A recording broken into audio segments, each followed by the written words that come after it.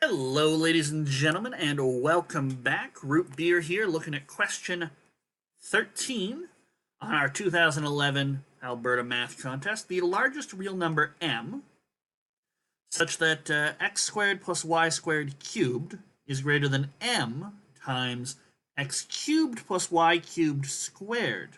Oh, interesting. They sort of switch the exponents around. For any positive real numbers x and y is. And we've got a few options, including none of these with an odd little space typo, I guess. And the largest m that does this. Well, one thing we might want to do is just sort of play around with this expression and just try values of x and y. Maybe there's a way to very quickly eliminate some possibilities. Because it's a multiple choice answer. So if I can show that 2 won't work, and 1 won't work, and a half won't work, and a third won't work, then by default we'd have none of these as the answer. So playing around with it that way might be helpful. Okay. Now it's entirely possible that we'll sort of get stuck, and maybe we can eliminate a third and a half, but we can't eliminate 1 and 2. Well, let's then we'd have to actually try something else. So let's try both of these being equal to 1. So 1 squared is 1. We'll get 2 cubed needs to be greater than 1 cubed is 1, so add it to 2 squared. So 8 has to be greater than 4m, or 2 has to be greater than m. Now it's important that they've got a greater than sign here, not a greater than or equal sign. So I don't want to get confused, so I'll get rid of that. But that means m can't be 2, so d's out. Congratulations, we got rid of d. So, maybe the answer is 1 or a half, or maybe we can keep going and eliminate more of these. Let's play around and see what we can see. My worry is that you'll get an expression like this, and so there isn't a largest m. You can always, if you think 1.9 works, well then 1.99 works, 1.9999 works, and there actually isn't a largest value of m. So that's, I think, a worry that's possible, and that could lead to e. But let's try 1 and a half. So 1 and it's square first. So a half squared is a quarter. So that's 5/4. And you cube that, you'll get 125 64ths. And then 1 cubed is 1, plus a half cubed is an eighth. 9/8. You square those, and you'll need 81 64ths. So m can't be bigger than 125 over 81, which is more than 1 and a half and a third, so that didn't help. We tried something else. I don't want to try on a half and a half, because I think that'll just lead me to the same issue, but maybe we'll try 1 and a third. Also have to remember there are no calculators allowed, so there's only so much you can really do here, but let's say 10/9, so cube that, you'll get 1,000 over 729. One of the nice things about working with fractions is you should always get the same final common denominator here. A third cubed is 27, so 28 27ths. So 729 and 28 squared is 784, I believe. 4, 6, 22, 0, 6, 5. Yeah, 784. So m is at most 1,000 over 784. That's getting closer to 1. But it's bigger than 1, so I don't know if I can actually eliminate 1 in some way. I mean, we could try switching things up, but, if you do something like 2 and 2, 2 squared is 4, so 4 plus 4 is 8. 8 cubed is 512. And then 2 cubed is 8. 8 plus 8, 16. 16 squared is 256. And so once again, you're back to them. So I don't think it matters what the individual numbers are, more of a, if this thing is so much bigger than this thing.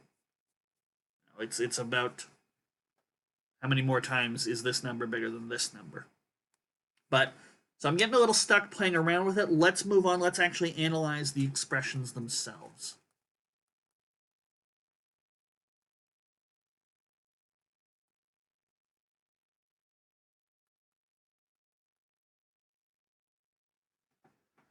So cubing things will get to the 6.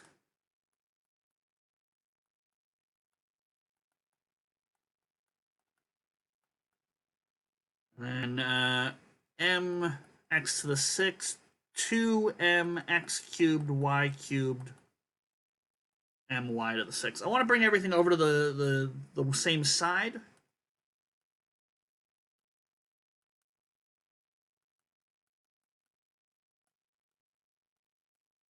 Now, I don't like these subtracts here because when we bring everything over, you're going to have a needs to be greater than 0. So I need to ensure things are positive.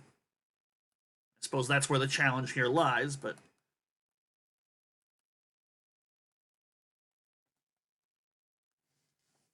so particularly the subtract in the middle seems kind of annoying to me. Is there anything we can do to make this nicer? I don't like that there's x's and y's here. Now, y is positive, so it's non-zero, and so y to the 6 is non-zero.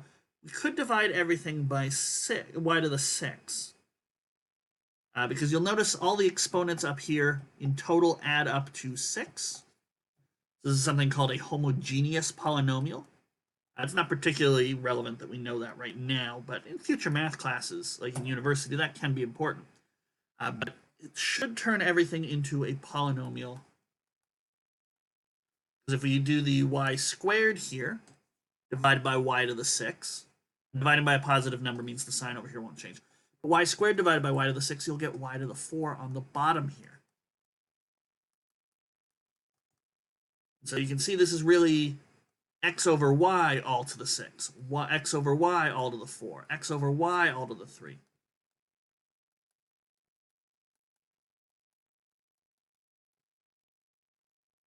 And then it's just a 1 here. And so if you were to do something like, say, let z equal x over y, what we really have is now a single polynomial. And this is what I was talking about when I say, it doesn't matter for the numbers being equal. It's more about how much bigger is this one than that one. We have a ratio x over y here.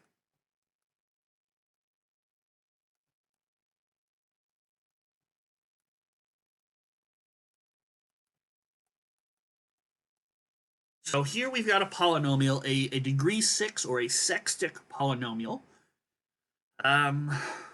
What can we observe? We want this to be positive no matter what x and y we pick. So no matter what z, because I can, you give me any x and y, you'll get another positive z. So you can really pick anything you need here. But I need to make sure this polynomial is positive. But it's a sextic polynomial, and so you might know parabolas go like this, and in general, a degree 4 kind of goes like this. Well, this one's going to go something like this, and I need to make sure it stays above the x-axis. How can, at least for positive z's. So how can we do that? Well, z can be anything we like as long as it's positive, which means I can make z so big that this is really the only term that matters.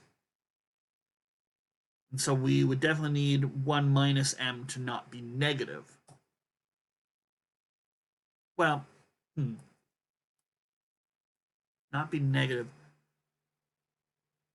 Well, if I go at it from the other way, so if I look at this constant here, 1 minus m, now z, I can make z really, really, really small. I'm talking like 100th or 100,000th or 100 millionth. I can make z really, really small. So small that this part over here doesn't really matter. We still need 1 minus m to be... So if you make... So this is something you might learn more in a calculus class, but if you make exponents here, if you take a look at exponents here, and you're using really, really, really small values, then all of these things become really, really small a lot faster than this, the smallest degree. So in a sense, the smaller I make z, the closer these are to the 0, the the less these matter. So this minus 2m here and this minus m here really doesn't matter, because as you make z smaller and smaller, this term is much, much bigger than these. And as long as this is positive, which it clearly is, plus 3 times some really small positive number, the rest of this should fall in line. We'll say this when z is really small. So this is already positive, so I just need this to not be a negative number. Because I can make this part here as small a positive number as I like, but I can't make it negative by shrinking z really, really small. So I just need 1 minus m to not be negative. So we can say greater than or equal. So here, this would seem to suggest m could be at most 1, right? But that's just if z is really, really small. What if z is really, really big? Well, if z is really, really big, and this part here, if m were 1, this would be 0, well, then this part, as you make z really, really, really, really big, this part here becomes the biggest concern. It doesn't matter how much, what minus 2mz cubed is. If you make this really big, this is much bigger than everything else and guarantees it being positive. So I think 1 minus m needs to be bigger than or equal to 0 would seem to suggest something. But that's sort of going back to my little graph analogy. That's dealing with out here forcing things to be positive and out here forcing things to be positive. How do I know I don't accidentally cross the x-axis somewhere in the middle? It's that minus 2m. Like maybe this is great, but maybe if we do a little bit more work, we'll find another inequality that says 1 minus 2m has to be greater than or equal to 0, and then m is at most a half. And then that would suggest that b is the answer. So let's see what we can see. Can I find something else like that? So I'm going to ignore the 1 minus m stuff, and I'm just going to look at the middle.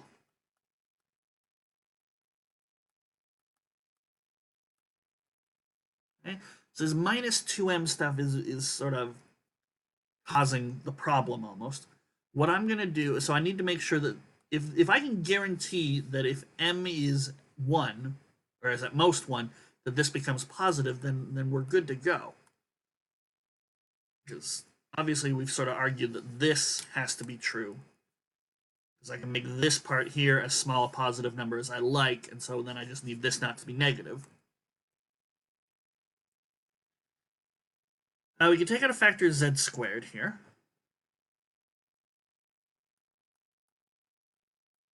Not that that really helps. I don't think we can easily factor, well, without knowing m, we definitely can't factor this. But what we could do is we could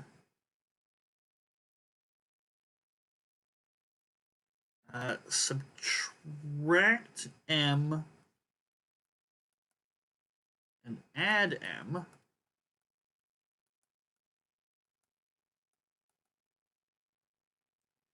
And then this part in here becomes m z minus 1 squared.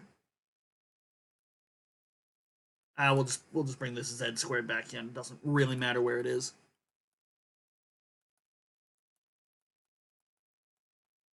And so now if m is at most 3, this will be non-negative, this will be non-negative, and this will be positive. So I think we're good to go. But we already know that we're sort of limited by m being at most 1. So I think m equals 1 is the best you can do. So that would suggest an answer of C.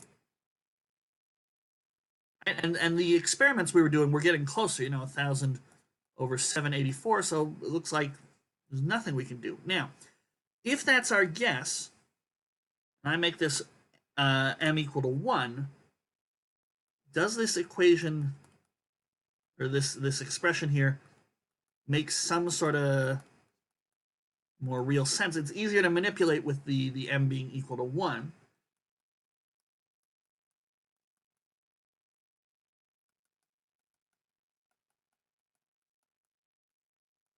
Because, well, I can subtract off the x and y to the 6's, which is kind of nice. And so what we would need is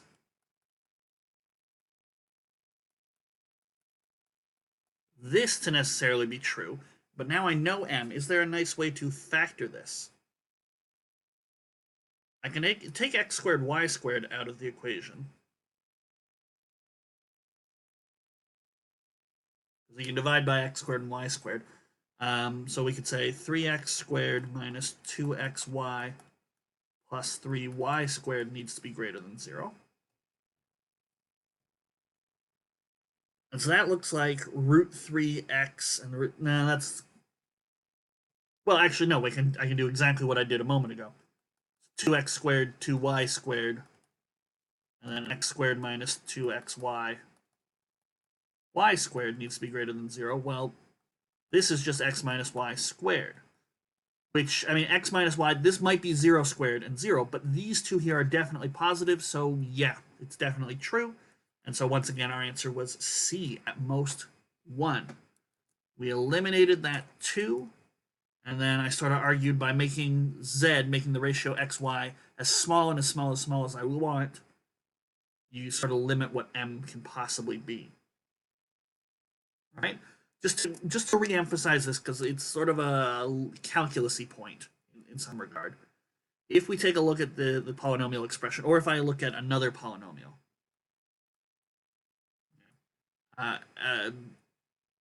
z squared plus k, right?